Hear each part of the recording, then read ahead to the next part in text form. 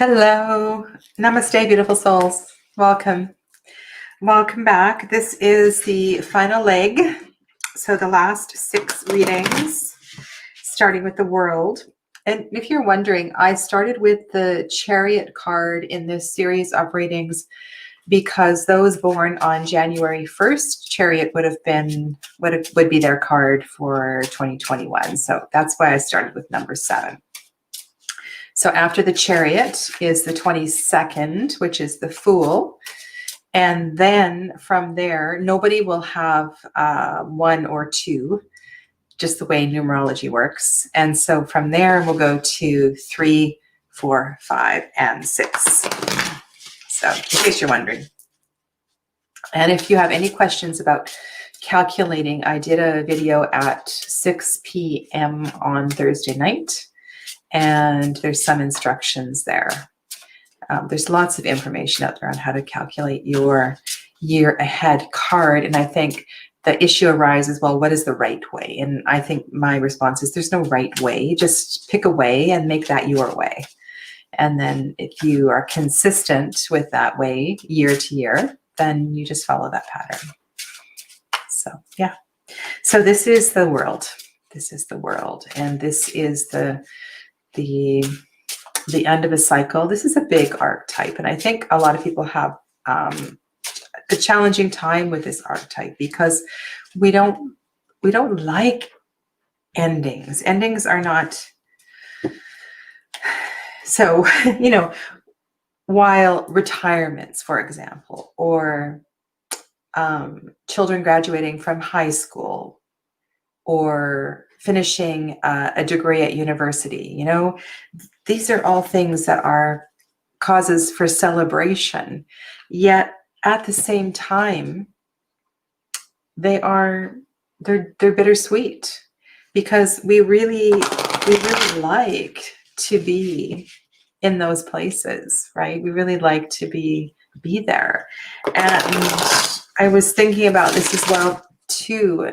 I'm not sure which reading this came up in. I was talking about, how you're on vacation and you love to be on vacation, right? It's this enjoyment of the process and of being in, like going to university is actually really like being on vacation, right?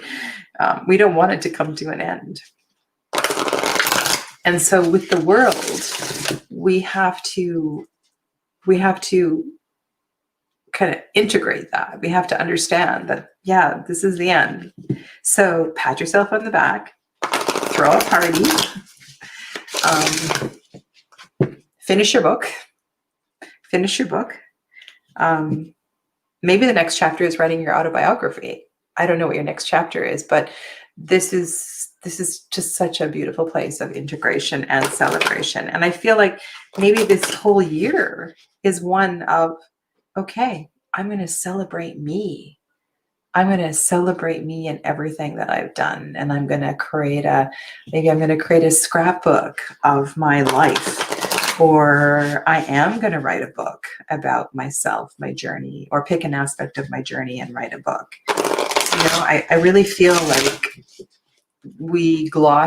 there's a few cards that we like to gloss over and simplify. One is death. And this is another one. This is another ending.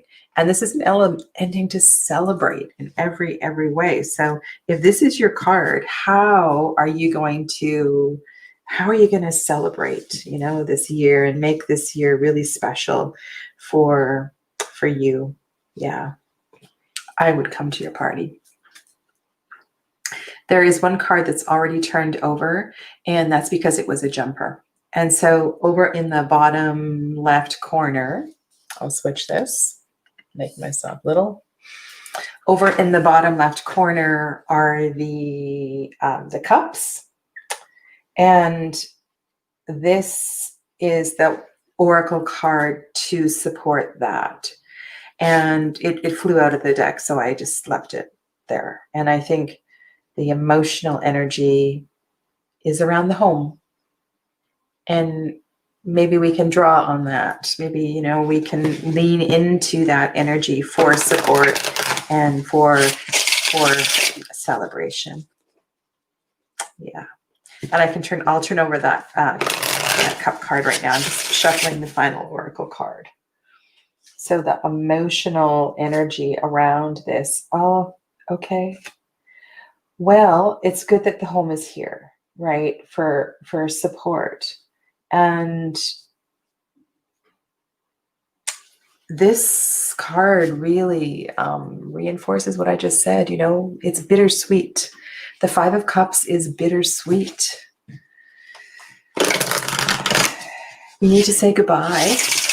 On one hand, we need to say goodbye and let go. And on the other hand, this is an opportunity to turn around and start the new adventure. But you have time. This is your card for the whole year. This is your, right? So be present. I think that is to be present. And one of the things we can do is to express gratitude for everything that has already happened. And maybe you have 365 days of gratitude. I love that practice of you can either put a piece of paper into a jar and then open that on New Year's next year. Or you could have a gratitude journal where you could do some doodling and drawing and things like that. I'm starting a gratitude tarot challenge today. So we draw a card at the top of the day and then contemplate it throughout the day and then share on YouTube or Instagram or something, how that gratitude, how the energy of the card has come forth. So I feel like that is part of this process as well for you too. So yeah, a couple of cards jumping out here. One is the stars, one is the willow. This is your fantastic being card. So we'll go with two. Love this deck. We've had stars. We haven't had willow yet in any readings. So the stars, the keyword is aspirations. Willow is grace. I'm going to kind of go with this one. There's something about this one that appeals to me, but they kind of go together. When life's challenges begin to feel impossible and your world starts to cave in, envision the grace and embrace the peaceful willow tree, the peaceful willow tree. Step through its long flowing branches and elongated leaves, sit in rapture and soak in its healing powers. Visualize yourself bending and flexing as the wind gently lifts its limbs through the dappled sunlight. Take assurance knowing mistakes do happen. Disappointment ignites introspection and awareness, and goals transform as wisdom grows. Be kind to yourself. You are learning. And I feel, you know what this reminds me of? This reminds me of summer. It reminds me of sitting in an Adirondack chair, the warm air, and reflecting. That's what this reminds me of. And I think that's what the year with the world is about. And I think the stars card flew out as the extension. The keyword is aspirations, as a reminder that, yeah, you know, this is both the reflection and the aspirations. And so you get both. The energy of wands for you is the queen, which gives you strength. I think this is going to give you that level of creativity that you need if you are going to write a book, or you are going to, I don't know, do something to celebrate your magnificence. You need her creativity, and you need her. She's just so lovely to be around. And this energy is within you. Like, you embody this energy of the Queen of Wands. And so you need to let her shine through. And if you feel a little bit shy about, like, why would anybody want to read my book? Or why would anybody want to listen to me? Da, da, da, da, da. You know, it's like, she's there. Your inner Queen of Wands is wanting to come out and shine and be part of this beautiful, beautiful celebration. Yeah. So can we look to the art? Look to the art on the world card and just acknowledge the colors and the full spectrum of the rainbow, and how the tree is fully connected to all frequencies of light. And so all frequencies of light are here. All frequencies of light are supporting you. It's like you are enveloped in light. And you take from whatever frequency you need at whatever point, and you lean into that.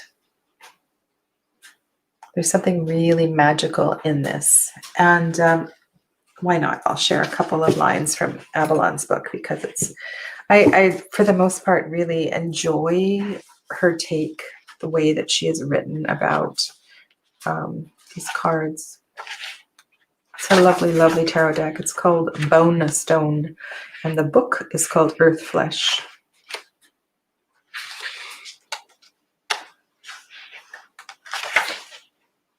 Okay.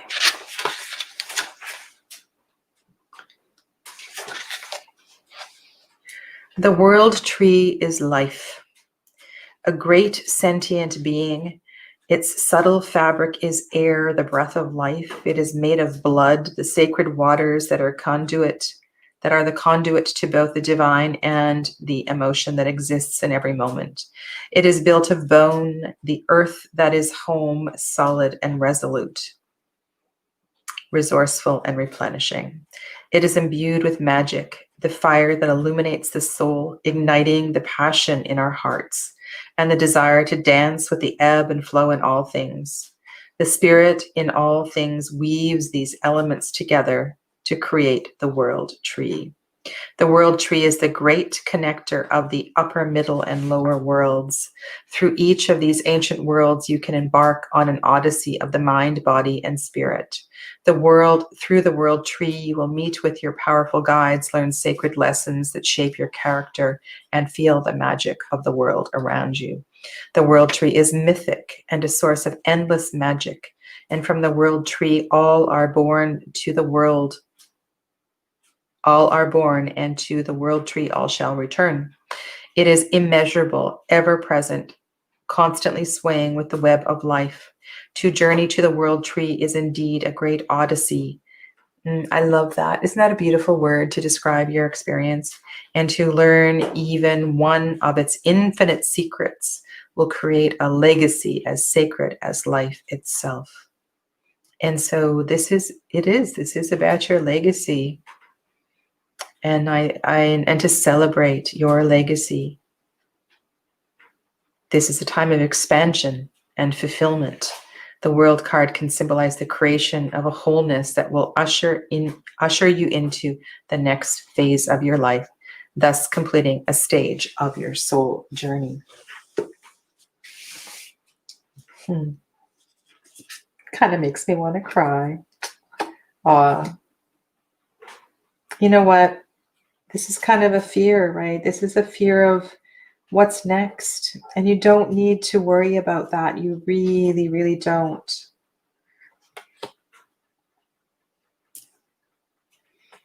You don't. I would say this is a fear about taking charge and following through, carrying through on some of the things that I've already mentioned here. That's perfect, because this is the 10 of Pentacles. The 10 of Pentacles speaks so well to the whole idea of the home and the support and the connections and the weaving and all of the web of the world tree. So let's go to your plant medicine, which is heather. Oh, that's so sweet. Look how the heather, the shape in this kind of looks like that. Like the heather here to me looks like the world tree. But this is sweet. This is honey. You know, this is a reminder that this is not real. And so heather is your medicine for this year, is your plant medicine. So maybe that means you plant some heather in your garden. Maybe that means you paint a heather plant. Maybe that means you find something that has heather on it and you put it on your altar. There's a reason I chose this plant deck here, so that each card has some plant medicine to lean into for and throughout the upcoming year. The keywords for Heather, of course, are luck, celebration, and community. Of course they are. Heather honey is so delicious that some beekeepers transport their hives to the moors each summer to harvest the flowers. Heather, like clover, is considered to be highly auspicious and a bringer of good fortune. A major celebration may be imminent, or the time may have come for you to start celebrating all that is best in your life. Yay. Excuse me. I'm so happy for you. I'm so happy. So what I want to just offer you is, like, right now, here today, to start planning. How am I going to celebrate? How am I going to celebrate me and my life and this cycle, the end of this cycle? Right? You have 364 days to celebrate you. And it doesn't have to be complicated. It does not have to be a book. So 365 gifts to yourself. 365 moments to celebrate you. And know that you're supported. This is not real. You can. When I saw this leader card, I'm thinking this is to really invoke the energy of that strong Queen of Wands energy that will guide you through and make this, maybe it's a project, bigger than you think you can, because you can. Okay. Thank you. Thank you for being here, listening to this. And I hope it gives you some guidance as you move forward through 2021. And I will be back shortly with the Fool. Namaste, everybody. See you soon.